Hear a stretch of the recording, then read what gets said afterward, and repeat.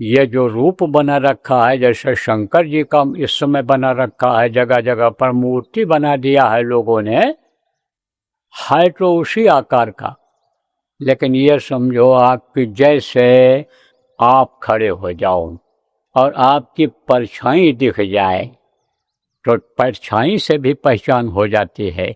परछाई अगर साफ साफ दिखाई पड़ जाए तो उससे भी पहचान हो जाती है कि ये हैं, ऐसा कपड़ा पहने हुए हैं, और देखो ये यानी किसान जैसे दिख रहे हैं या अधिकारी जैसे दिख रहे हैं, तो उसी तरह का लोगों ने बना दिया।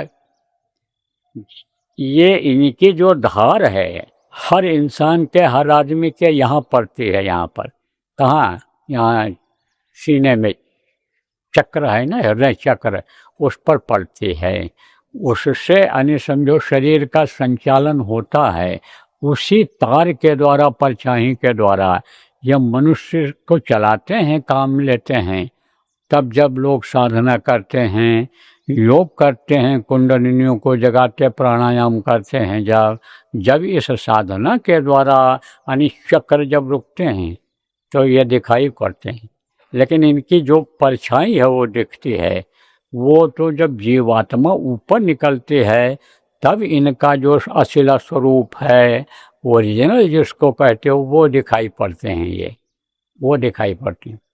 तो जब निकलते हैं, जीवात्मा निकलती है, तो ऊपरी लोकों से होते हुए अन्य बहुत लोक हैं।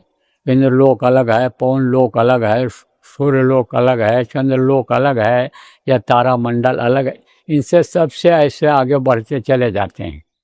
तो जब ऊपरी छोर पर पहुंचते हैं तो जैसे आप समझो कि चाइना, चीन का बॉर्डर है, नेपाल का बॉर्डर है, तो उधर जो है कुछ स्थान पर पहाड़ी है, तो पहाड़ी पर यानी समझो ऊंची जगह है वो, तो पहाड़ी पर यानी इनका स्थान है। उसी का जो पहाड़ का ऊपरी हिस्सा है वहाँ पर ये बैठे दिखाई पड़ते हैं। यानी समझो जिसको कैलाश पर्वत कहा गया है, नाम रख दिया है उनके उस पर्वत के नाम पर। ये नाम किस में लिखा हुआ, यह शास्त्रों में लिखा हुआ। जब लोगों ने पढ़ा तब बड़े बड़े जो पहाड़ हैं उनका पहाड़ है उसका नाम रख दिया। अब तो देवी देवता और तीर्थ स्थानों के नाम से लोग कॉलोनियाँ बना रहे हैं, लोग अपना घर बना रहे हैं। तो इसी तरह से नाम रख दिया यहाँ पर। यह कैलाश पर्वत जो यहाँ पर है वो वहाँ नहीं है, वो दूसरा है। तो उस पर ये बैठे हुए दिखाई पड़ते हैं। कैसे दिखाई पड़ते हैं? वो लंबे तड़ंगे और समझो कि सुंदर रूप है, लेकिन रूप जो दिखाई पड़ता है वो रौद्र रूप दिखाई पड़ता है, और तो हर तरह से वो दिखाई पड़ते हैं। कहा ना, जाकी रही भावना जैसी और प्रभु मूरत देखे तिन तैसी। जैसी जिसकी भावना रहती है वैसे दिखाई पड़ते हैं।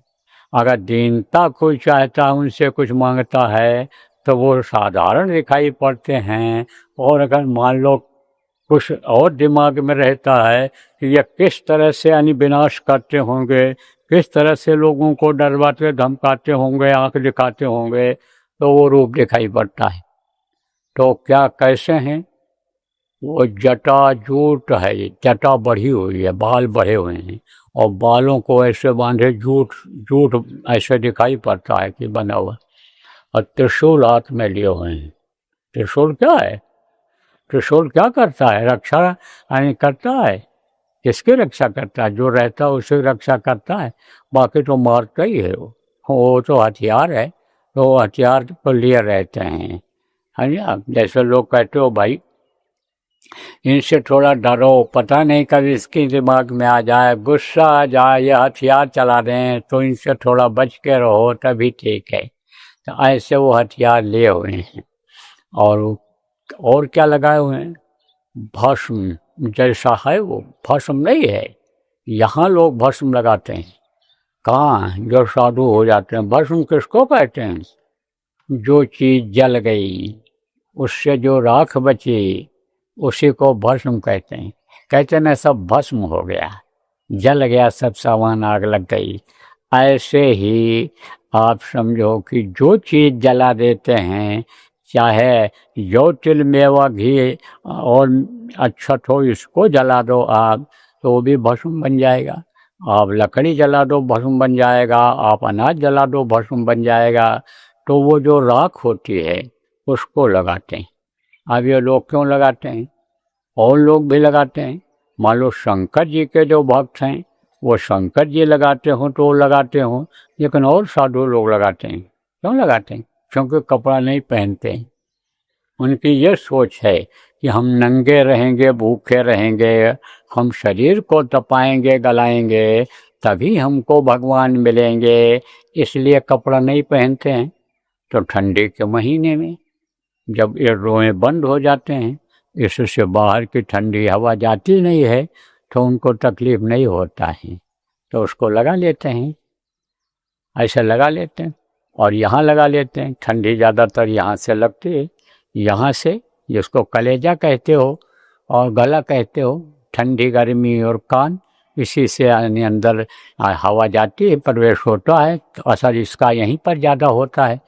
कान में हवा जाती है, कान पर असर होता है।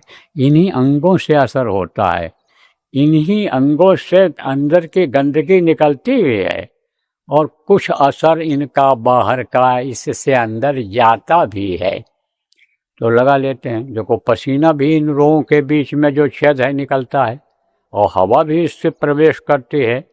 और जो देखो ये किसका कपड़ा पहनने लगते हैं, ये जो प्लास्टिक जिसमें ज़्यादा होता है, आप समझो वो कपड़ा जब पहनने लगते हैं, जिसको आप समझो कि यानी ये टेलिंग और टेरिकॉट कहते हो, उसमें धागा किसका रहता है? ये प्लास्टिक का रहता है।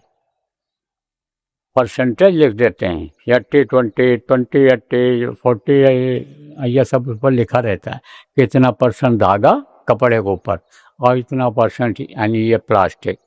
तो उससे क्या होता है, हवा नहीं पास होती है।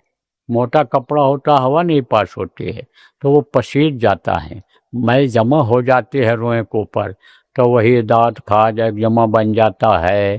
तो रोएं का भी यही काम है कि गंदगी को निकालना और अच्छी हवा को अंदर, अच्छी चीज़ों को प्रवेश कर।